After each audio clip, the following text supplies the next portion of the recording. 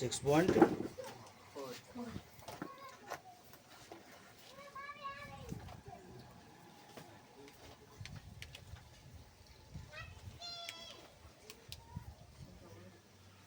चालू है ना?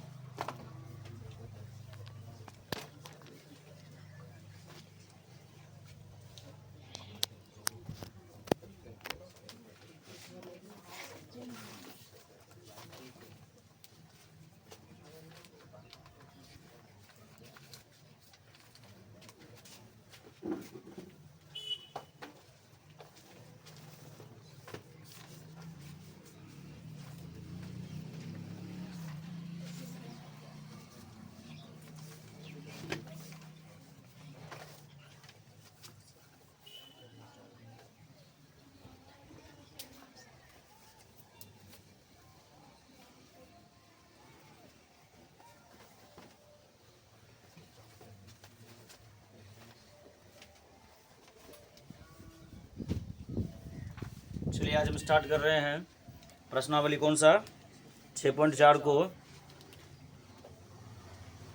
जिसमें कि आज हम लोग देखने वाले हैं कुछ क्वेश्चन को 6.4 में। ये चैप्टर हम लोग का कौन सा चल रहा है? त्रिभुज का। ठीक है, पहला प्रश्न एक बार मिला लेते हैं, सभी ध्यान दीजिएगा। प्रश्न कह रहा है, मान लीजिए कि ABC समरूप, समरूप तो जान रहे हैं, त्रिभुज किसका है? DEF है और इनके क्षेत्रफल क्रमशः 64 सेंटीमीटर स्क्वायर है और 121 सेंटीमीटर स्क्वायर है।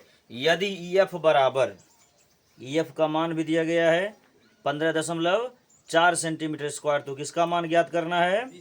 BC का मान ज्ञात कीजिए। ठीक है, तो सॉल्यूशन में हम लिखेंगे पहले एरिया ऑफ त्रिभुज। ठीक है, चलिए स्टार्ट करते हैं, लिखते हैं।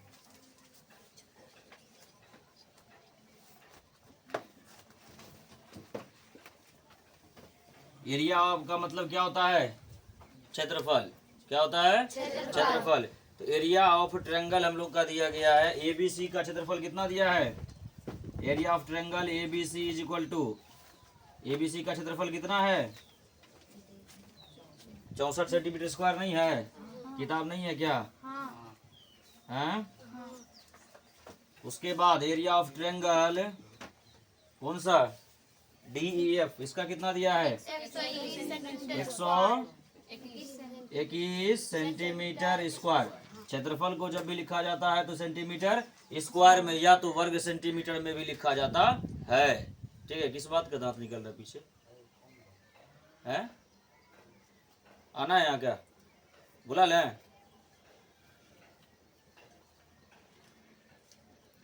तो सबसे पहले लिखिए इसके आगे, हम जानते हैं कि लैंग्वेज सिर्फ कॉपी में लिखना है, इस पर हम लिखेंगे नहीं, लिखा देते हैं मुंह से। हम जानते हैं कि, लिखिए फटाफट, इसके जस्ट आगे, जहाँ तक हम लिखे हैं इसके आगे, हम जानते हैं कि दो समरूप त्रिभुजों के क्षेत्रफल, दो समरूप त्रिभुजों के क्षेत्रफल, दो समरूप त्रिभुजों के क्षेत्रफल, हम जानते हैं कि दो समरूप त्रिभुजों के क्षेत्रफल, दो समरूप त्रिभुजों के क्षेत्रफल का अनुपात, दो समरूप त्रिभुजों के क्षेत्रफल का अनुपात, पवन कुमार कहाँ लिख रहा है? पेन लो यहाँ से, पकड़ो इसको। दो समरूप त्रिभुजों के क्षेत्रफल का अनुपात, जिसका नहीं हो रहा है बगल से हेल्प करके भी लिख लो। ठीक है, जिसका छूट गया है। दो समरूप त्रिभुजों के क्षेत्रफल का अनुपात संगत भुजाओं के, बीच में एक शब्द और जोड़ देना, उसके संगत भुजाओं के, उसके संगत भुजाओं के बराबर होता है। उसके संगत भुजाओं के क्या होता है? बराबर होता है। अर्थात त्रिभुज का जो क्षेत्रफल दिया जाता है ना, जो भुजा दिया गया है उसके क्या होगा? बराबर होगा। क्लियर है? यानी अब लिखेंगे triangle, area of triangle ABC बटे एरिया ऑफ ट्रायंगल डीईएफ बराबर, दो भुजा दिया है सवाल में, देख लो, एक हमारा बीसी है और दूसरा क्या है? ईएफ है। बीसी और क्या दिया है? ईएफ, वही तो दिया है। किताब होने के बाद भी आंख बंद होता है। चलिए उसके नीचे लिखिएगा एरिया ऑफ ट्रायंगल क्या? ए बी सी बटे area of triangle D E F बराबर, पहले कौन सा किस त्रिभुज का भुजा होना चाहिए? तो पहले एबीसी का भुजा दिया गया है कितना? एबीसी का भुजा दिया है। एबीसी में दिया तो है लेकिन मान नहीं दिया है, बीसी लिख दिया है। सिर्फ बीसी का ही मान ज्ञात करना हम लोग को है। किसका मान ज्ञात करना है? बीसी का। तो यहाँ हम लिखेंगे बीसी बटे डीईएफ में ईएफ दिया है ना, ईएफ भी दिया है, इतना वो लिखेंगे। अब इसका मान यहाँ रखेंगे, इसका मान यहाँ रखेंगे, इसका मान नहीं दिया गया है, इसको नॉर्मल छोड़ देंगे। निकालना किसको है? ईएफ को निकालना है, बीसी को निकालना है। बीसी को ऐसे छोड़ देंगे, ईएफ का मान रख देंगे। चलिए रखते हैं। एबीसी का मान कितना है?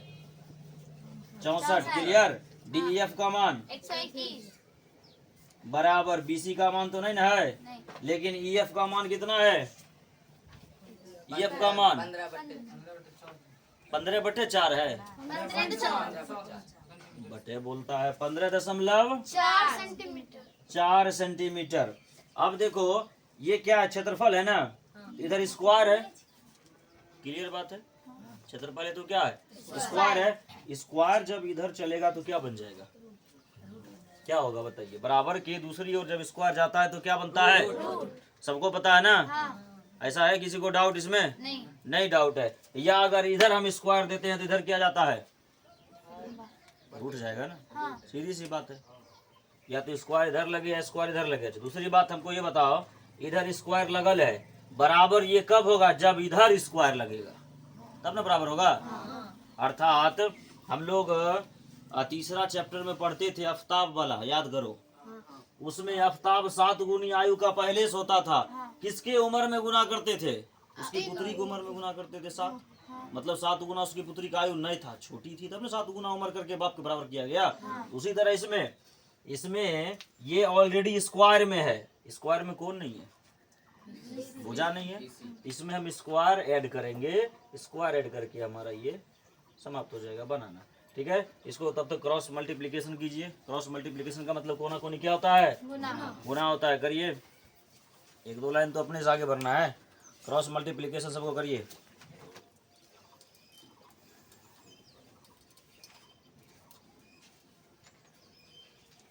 इधर क्या हो जाएगा? स्क्वायर ऐड होगा। ठीक है? स्क्वायर जब ऐड करेंगे तो इसके क्या हो गया? बराबर हुआ। अब बराबर हुआ।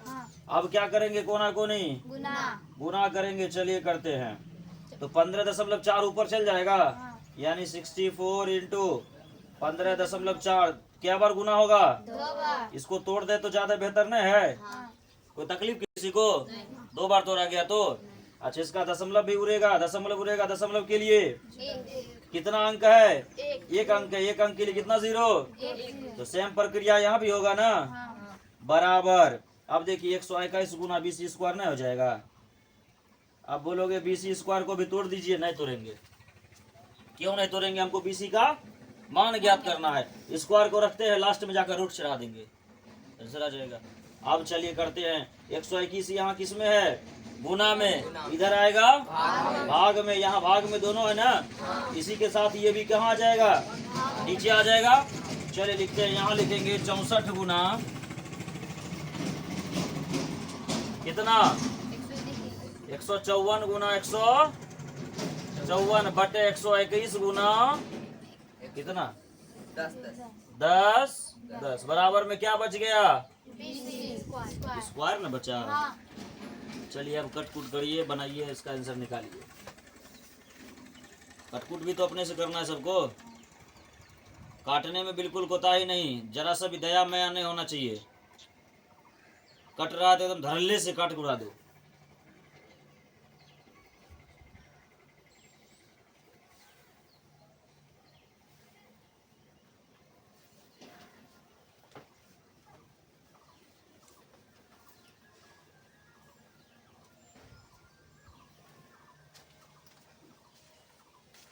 कट रहा है, यहाँ तक पहुँच भी नहीं किए, यही बात है ना। अच्छा कोई बात नहीं, लिखिए, बहुत आसानी से कट जाएगा। 14 ग्रह 154 होता है। ग्रह समझते हैं? 10 के बाद 11।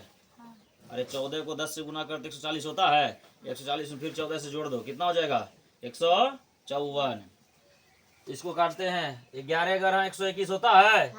ये 14 ग्रह 154, यानी 14 को 11 से गुना करेंगे तो 154 आएगा, और 11 को 11 से गुना करेंगे तो 121। तो पता है 11 की स्क्वायर 121 होता है। अब 11 से इसको काटिए, काटने का तरीका देखिए। 15, 11 एकम बचा 4, 4 इसके साथ जुड़ जाएगा, 44 हो जाएगा। कितने बार में 11 के पारा में? देखो 14 बार में कट गया। आप गौर करिए, यहाँ 10 10 को रहने देना, 10 10 को छूना नहीं, अभी काटने का भी प्रयास नहीं करना। जब नीचे 0 हो तो 0 काटो मत, 0 पॉइंट देने में बाद में मदद करेगा, नहीं तो तुमको भाग देना होगा लंबा। बात समझ में आई? अब देखो कैसे, 64 यहाँ लिखते हैं, 64 गुने 14 गुने 14 बटे 10 गुने बराबर 20 स्क्वायर। स्क्वायर हटेगा, इधर क्या होगा? कोई समस्या? चलिए रूट लगा दिए। 64 गुने 14 गुने बटे में कितना? 10 गुना 10 बराबर में सिर्फ क्या? अब ज्यादा टेंशन नहीं लेना है। 64 किसका होता है? 8 का स्क्वायर नहीं होता है। इससे 8 बार हो जाएगा, ये दोनों 14 में से एगो 14 नहीं बार हो जाएगा। आसान रहा कि नहीं? अब बटे में ये दोनों 10 में से क्या निकलेगा? निकल गया, बराबर में 20। 8 को 14 से गुना करो, 14 8 पहाड़ा। 14 का नहीं पता चल रहा, आप गिनती करोगे। 14 दूनी 28, 14 तिया 42, 14 चौक 56, 14 5 70 चल रहा है मने मन। आप बोलेगा कोई हाँ मेरा आ गया, कितना जल्दी बताओ? 112 होता है। ठीक है, 100 बटे में कितना? 10 बराबर में कितना? 20। एक अंक के बाद दशमलव पड़ेगा ना। एक अंक के बाद का मतलब हो गया 11.2।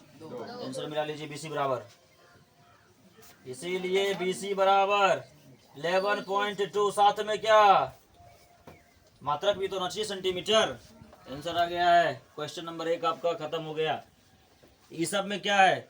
प्रमेय की तरह ये सब में दिमाग नहीं लगता है। इसमें क्या है? सॉल्यूशन करते जाइए, काट कूट करते जाइए, गुना भाग करते जाइए। आंसर नहीं हुआ क्या? हो चुका है, मिटा दें?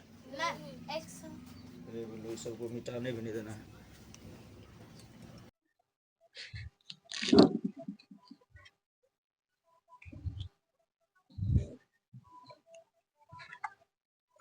चलिए क्वेश्चन नंबर 2 पर चलते हैं। पहले चित्र बना देते हैं, ठीक है? चित्र सबका बन गया है ना? कौन सा त्रिभुज है? त्रिभुज है, चतुर्भुज है ना?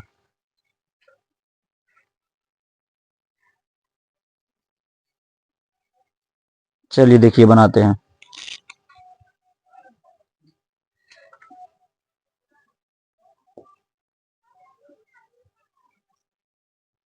यहाँ ABCD, जिसका गलत है सुधार कर लीजिए, ठीक है?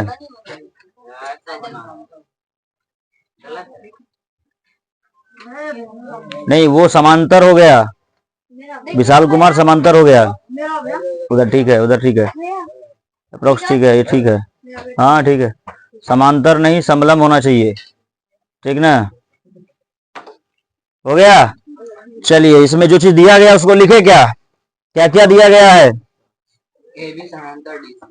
हाँ, और भी कुछ दिया है, लिखिए। दिया गया है कि ABCD एक समलम चतुर्भुज है। ABCD एक समलम चतुर्भुज है। ABCD क्या है? एक समलंब चतुर्भुज है जिसमें AB बराबर 2CD, जिसमें AB बराबर 2CD, जिसमें AB बराबर कितना दिया है? 2CD, जिसमें AB बराबर 2CD। और भी कुछ है? नहीं है। अब हम दो त्रिभुज से चलेंगे। इसके अंदर दो त्रिभुज है। कौन कौन सा त्रिभुज होगा देखिए। हाँ लिखिए। अब त्रिभुज AOB दिखा दे रहा है, इसको हम डिनोट कर देते हैं। कैसे? देखिए ये त्रिभुज, ये दिखा दिया, ये त्रिभुज AOB, ये समझ में आ गया। A से O से एगो त्रिभुज बना। लिखेंगे त्रिभुज AOB और त्रिभुज कौन सा? COD में त्रिभुज AOB और त्रिभुज कौन सा? COD में। इसमें क्या क्या करेंगे? कौन सा कोण मिल रहा है, एकांतर कोण है, उसके बाद शीर्षाभिमुख कोण है, उस कोण को पहले हम लोग मिलाने वाले हैं। ठीक, आप गौर करिए, ये दोनों कोण सबसे पहले शीर्षाभिमुख है। शीर्षाभिमुख का मतलब दोनों का सिरा एक दूसरे से मिल रहा है। सिरा का मतलब होता है कोना। ठीक है, तो जब कोना मिलता है तो उसको हम लोग लिखते हैं एंगल AOB बराबर एंगल COD। क्यों? शीर्षाभिमुख कोण। लिखिए शीर्षाभिमुख कोण। अब वही कोण कौन सा कोण हो जाएगा? उभयनिष्ठ नहीं हो जाएगा? दो कोण हुआ।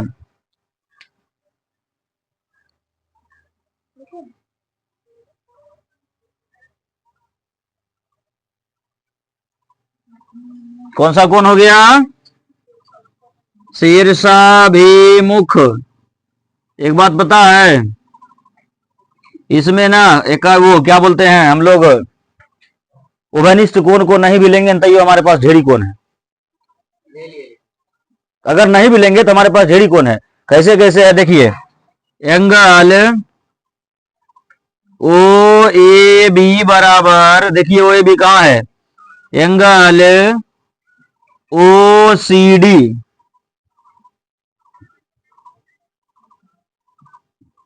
कौन सा कोण? अर्थात एंगल A और एंगल C को किया गया। देखिए एंगल A एंगल C एकांतर कोण नहीं हुआ। एकांतर कोण कब होता है? जब ऐसा होता है, बताए थे। एक एकांतर कोण AC हुआ, दूसरा एकांतर कोण बताइए कौन है? क्लियर है? DB होगा। लिखिए वहां OBA, एंगल OBA बराबर, यहां लिखेंगे एंगल OBA बराबर एंगल ODC। हाँ ले लो, एंगल ODC। कौन सा कोण? एकांतर कोण, यानी ये वाला एंगल B और एंगल D। कंप्लीट है? B और D दोनों क्या हो गया? एकांतर। कितना कोण हुआ? 3 कोण हुआ ना। तो कौन सा समरूपता कसौटी से? AAA समरूपता कसौटी से यहां लिखेंगे। इसीलिए AAA समरूपता कसौटी से त्रिभुज AOB समरूप त्रिभुज COD। हमको ये समरूप नहीं करना है, हमको करना क्या है कि COD के क्षेत्रफल का अनुपात ज्ञात कीजिए। अर्थात COD किधर है? COD, इसका क्षेत्रफल और इसका क्षेत्रफल का अनुपात ज्ञात करना है। तो यह पहले सिद्ध कर लेते हैं, उसके बाद अनुपात ज्ञात किया जाएगा। ठीक है, यहां तक नोट हो गया सबका? 4 गुण कोण हो जाएगा। कौन 4 गुण हो जाएगा? चारों कोण के लिए कोई प्रमेय पढ़े हैं? नहीं पढ़े हैं तो रहने देते हैं। उभयनिष्ठ को नहीं लेंगे, फिर भी हमारे पास एक कोण हो गया, 2 कोण हो गया, तीसरा कोण हो गया। उभयनिष्ठ से ज्यादा बेहतर होता है एकांतर और शीर्षाभिमुख। अगर एकांतर मिल गया तो ठीक है, नहीं तो उभयनिष्ठ है ना। शीर्षाभिमुख तो यहाँ मिल ही रहा है, दोनों का सिरा एक दूसरे से टकरा रहा है। इसका सिरा यहाँ, इसका सिरा यहाँ टकरा रहा है, तो वो हो गया शीर्षाभिमुख कोण। कंप्लीट। आगे बढ़े। अब हम लोग इसके अंदर एक और त्रिभुज में चलेंगे। इसका हम लोग सिर्फ क्या ज्ञात किए हैं? इसको हम लोग सिर्फ और सिर्फ अभी समरूप सिद्ध किए हैं। आगे लिखिए समरूप जब सिद्ध होता है तो भुजा इसके क्या होते हैं, बराबर होते हैं। ये बात त्रिभुज में पढ़े है ना। जब समरूप होता है, जैसे उदाहरण के तौर पर हम लोग एक त्रिभुज ये लिए हैं, ठीक, और दूसरा ये लिए हैं, इसमें तो 3 भुजा है ना, फर्स्ट सेकेंड थर्ड, इसका भी फर्स्ट सेकेंड 3 भुजा हुआ। 3 को में हम लोग जानते हैं 2 भुजा को बराबर करते हैं ना। तो लिखिएगा नीचे, चलिए स्टार्ट करिए। लिखते हैं area of triangle, area of triangle यहीं लिख देते हैं। एरिया ऑफ ट्रायंगल, दोनों में बड़ा त्रिभुज कौन है, बड़ा त्रिभुज कौन है दोनों में, A B, A O B. तो area of triangle A O B बटे area of triangle A O B बटे area of triangle C O D बराबर। अभी पहले क्वेश्चन में हम लोग पढ़े थे, जब हम लोग भुजा समरूप करते हैं तो उसके संगत भुजा भी क्या होते हैं, बराबर होते हैं। लैंग्वेज लिखाए थे, हम जानते हैं कि, ठीक है। तो इधर बराबर में कौन कौन भुजा आया था, ध्यान दीजिए, उसमें पलट कर देखिए 1 नंबर में जो जो भुजा आया था उसी के अकॉर्डिंग इसमें भुजा लेंगे हम लोग। देखिए सब देखिए 1 नंबर क्या क्या दिया है। इसमें हमारा एक बड़ी भुजा हो जाएगा, बड़ी भुजा क्या है, ए बी, अरे ए बी है ना बड़ी भुजा, और छोटी भुजा क्या है, सी डी या डी सी। चलिए ठीक है, डी सी लेते हैं, दोनों का स्क्वायर होता है, किए थे ना। अच्छा, अब इसमें से कोई ओ का मान दिया गया है, कितना दिया है, ए बी का मान दिया है, कितना दिया है, 2 सी डी है ना। चलिए इसको सी डी लिखेंगे तब अच्छा होगा, डी सी नहीं लिखेंगे फिर कटेगा नहीं हमारा। क्या लिखेंगे, सी डी। चलिए अब लिखते हैं area of triangle A O B बटे area of triangle C O D बराबर ए बी का मान कितना होता है, दिया गया है 2 सी डी है ना, और सी डी तो सी डी है, दोनों का स्क्वायर एक साथ करेंगे, कोई समस्या, काट देंगे कोई दिक्कत। यहाँ क्या बचेगा, नहीं कुछ तो, यहाँ तो कुछ नहीं, ये 2 है, नीचे में नहीं कुछ तो 1, यानी area of triangle A O B बटे क्या, area of triangle C O D बराबर 2 का स्क्वायर 1 का स्क्वायर, अनुपात ज्ञात करना है ना। लिखेंगे area of triangle A O B अनुपात area of triangle C O D बराबर 4:1। मिला लीजिए,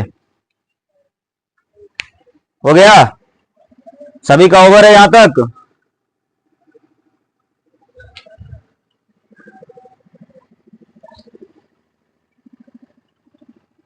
बन गया सबका, नोट करिए जल्दी।